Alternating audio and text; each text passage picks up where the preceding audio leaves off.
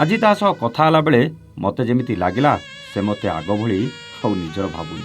ତାର ଶେଷ କେଇପଦ କଥା ମୋତେ ଏମିତି କଥା ଭାବିବାକୁ ବାଧ୍ୟ କରିଥିଲା। ଭଲ ପାଇବା କମିଗଲା ଭଳି ଲାଗୁଥିଲା। କଥାବାର୍ତ୍ତାର ପରିବର୍ତ୍ତନ ବି ଆସି ସାରିଥିଲା। ସେମିତି ଜଣେ ଖାସ୍ ଆଉ ନିଜର ମଣିଷ ଆଜି ଏମିତି ବଦଳିବାଟା ମୋତେ ଭାରି କଷ୍ଟ ଦେଉଥିଲା। କ'ଣ ହେଲା ମୁହଁଟା ଏମିତି କରିଦେଲ ଯେ? ମୁଁ ଜାଣିଛି ତୁ ପ୍ରତାପ ଭାଇଙ୍କର ସବୁ କାହାଣୀ ଶୁଣୁ, ଆଉ ଏଇଟା ବି ନିଶ୍ଚିତ ଶୁଣୁଛୁ। ସତ କହିଲୁ ତୁ ବଦଳି ଯାଇଛୁ? ନା, ମୋ ଭାବନାଟା ସେମିତି ହେଇଯାଇଛି। ସେଦିନ ଆଉ ଆଜି ଭିତରେ ଆମ ସମ୍ପର୍କ କ'ଣ ସେମିତି ଅଛି ନା ଅନେକ ଫରକ ଅଛି? ଦିନେ ମୋ ପାଇଁ ପାଗଳ ହେଇଯାଉଥିବା ଝିଅଟା ମନ ପରିବର୍ତ୍ତନ ହେବା ଅନେକ କିଛି ସଂକେତ ଦେଉଥିଲା। ଦିନେ ଭାବୁଥିଲି ସେ କେବଳ ମୋର ବୋଲି। ମୁଁ ଯେତେ ଦୂରକୁ ଯାଏ, ଯେଉଁଠି ରୁହେ, ସେ କେବେ ମୋତେ ଭୁଲି ପାରେ ନା। ସେ ନିଜେ ବି କୁହେ ମୁଁ କେବଳ ତମର। ତମେ ହୁଏତ ଆଉ କାହାର ହେଇଯାଇପାର, କିନ୍ତୁ ମୁଁ କେବେ ବଦଳିବିନି। ଆଜି ସେ ମୋତେ ଭୁଲି ନଥିଲା, ହେଲେ ବଦଳି ଗଲା ଭଳିଆ ମୋତେ ଲାଗୁଥିଲା। ତା ମନରେ ମୋ ପ୍ରତି ତ ଜମା ବି ଘୃଣା ନଥିଲା, କିନ୍ତୁ ଆଗ ଭଳି ସେ ଭଲ ପାଇବା ଦେଖିବାକୁ ମିଳୁନଥିଲା। ଆଇ ଲଭ୍ ୟୁ ନ କହି ଫୋନ୍ଟା କାଟିଦେଲେ ପୁଣି ଫୋନ୍ କରି ପଚାରୁଥିଲା କ'ଣ ଆଜି କିଛି ନ କହି ଫୋନ୍ଟା କାଟିଦେଲ? ସେଇ ପଦେ କଥା ଆଇ ଲଭ୍ ୟୁ ଶୁଣିବାକୁ ପୁଣି ଥରେ କଲ୍ କରୁଥିଲା। ଆଉ ମେସେଜରେ କଥା ହେଉଥିଲେ ଯେପର୍ଯ୍ୟନ୍ତ ମୁଁ ଆଇ ଲଭ୍ ୟୁ ନ ଲେଖିଛି ନା, ଆମ ମେସେଜର କଥାବାର୍ତ୍ତା ସରିନି ବୋଲି ଭାବୁଥିଲା। ମାନେ ଆଉ କ'ଣ କହିବାକୁ ବାକି ଅଛି ବୋଲି ଭାବୁଥିଲା। ଏବେ ତାକୁ ସେଇ କେଇପଦ କଥା ମାନେ ଆଇ ଲଭ୍ ୟୁ ମୋ ପାଖରୁ ସବୁବେଳେ ଶୁଣିବାକୁ ତାକୁ ଆଉ ଭଲ ଲାଗୁନଥିଲା। କହିଲା ସବୁଦିନ ଗୋଟେ କ'ଣ ସେଇ କଥା କହୁଛ? ହଁ, ସେଇଟା ଅବଶ୍ୟ ହସି ହସି କହିଥିଲା, କିନ୍ତୁ ତାର ସେ ହସ ଭିତରେ ବି ଅନେକ କିଛି ରହସ୍ୟ ଲୁଚିଥିଲା। ଆଇ ଲଭ୍ ୟୁ କହିବା ପରେ ତା ପାଟିରୁ ଲଭ୍ ୟୁ ଟୁ ଶୁଣିବା ଯେମିତି ମୋ ପାଇଁ ସ୍ୱପ୍ନ ହୋଇଯାଇଥିଲା।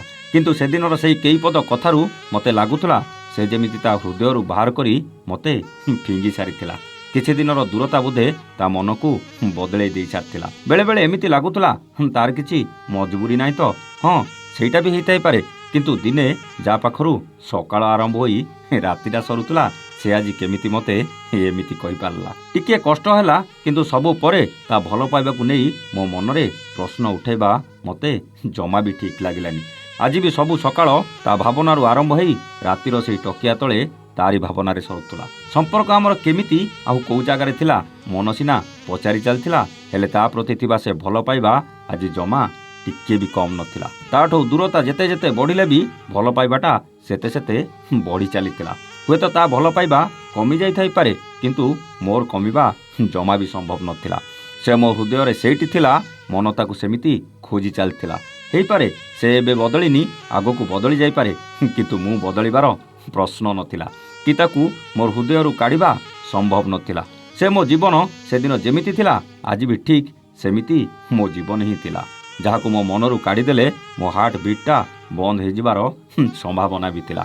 ପୁଣି ବେଳେବେଳେ ତା କଥାରୁ ଲାଗୁଥିଲା ନା, ତା ପ୍ରତି ଥିବା ଏ ଧାରଣା ବୋଧେ ମୋର ଭୁଲ ଥିଲା।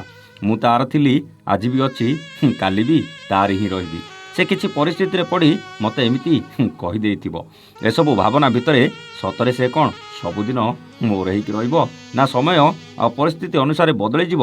ସେ କଥା ତ ସମୟ କହିବ, କିନ୍ତୁ ମୁଁ କେବେ ବଦଳିନି କି ତାକୁ ପର କରିବିନି, ଏଇଟା ତ ନିଶ୍ଚିତ। ପ୍ରତାପ ଭାଇ ତା କଥା ଶୁଣି ମୁଁ ତାକୁ କିଛି ପଚାରିବା ପୂର୍ବରୁ ସେ କହିଲା, ଭାଇ ସେ କିଏ ଆଉ କାହିଁକି ଏମିତି କଲା, ତା ପରିଚୟ ଏସବୁ ମୁଁ କହିବା ଜମା ସମ୍ଭବ ନୁହେଁ। ତାର ଏଇ କେଇପଦ ଅନାବନା କଥାରୁ ଏତିକି ସ୍ପଷ୍ଟ ହେଉଥିଲା ତା ମନ ଭିତରେ ତାକୁ ନେଇ ଅନେକ କଥା ଥିଲା, କହିବାକୁ ଯେମିତି ସେ ଡରୁଥିଲା। ଅନେକ ଭାବିଲି ସେ କହିଥିବା କଥାର କ'ଣ କାହାଣୀ କରିବି। ପୁଣି ଭାବିଲି କାହା ଭାବନାକୁ ପ୍ରକାଶ କରି ତା ମନରେ ଟିକେ ଖୁସି ଦେଇପାରିବି ତ, ତା ଓଠରେ ଟିକେ ହସ ଫୁଟେଇ ପାରିବି ତ, ତେବେ ତାଠୁ ବଡ଼ କଥା ବୋଧେ କିଛି ନାହିଁ। ସେଥିପାଇଁ ତାକୁ ଖୁସି କରିବାକୁ ସେ କହିଥିବା କଥାକୁ ଟିକେ ମୋ ଭାଷାରେ ସଜେଇ ମୋ କଣ୍ଠରେ ପଢ଼ି ଦେଇଥିଲି। ହେଇପାରେ ଆଉ କାହା ପାଇଁ ଏଇଟା ଅନାବନା କଥା ହେଇପାରେ, କିନ୍ତୁ ତା ପାଇଁ ତା ମନର ଭାବନା। କିନ୍ତୁ ଏଇ କେଇପଦ ଅନାବନା କଥା କାହାକୁ କେମିତି ଲାଗିଲା କମେଣ୍ଟ କରି ଜଣାଇବାକୁ ଜମାଇ ଭୁଲିବେନି। ରହୁଛୁ, ନମସ୍ତେ, ଜୟ ଜଗନ୍ନାଥ।